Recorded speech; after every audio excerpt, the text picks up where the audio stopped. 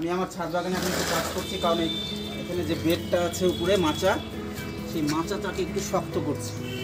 গাছ হয়েছে, এটা উইক হয়ে যাওয়ার জন্য মাচাটাতে গাছগুলো ক্রিপিং করতে পারছে না। ভালোভাবে টান টান থাকে এবং গাছগুলো ভালোভাবে উপরে চলাফেরা করতে পারে।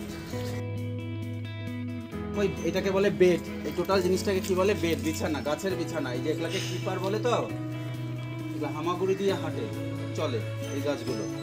তো এগুলোর জন্য একটা শক্তপোক্ত বিছানা দরকার, তাহলে কী হবে, গাছগুলো ভালো করে গ্রো করবে। তাই একটু পরিশ্রম করে বেডটা করে দিচ্ছে, যাতে করে গাছগুলো গ্রোথ ভালো হয়।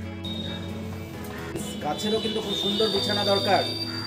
গাছের যদি বিছানা না ভালো হয়, গাছও কিন্তু ভালোভাবে গ্রো করবে না। তাই যে বেডটা আছে, বেডটাকে টানা দিয়ে দিচ্ছি, বেডটাকে একটু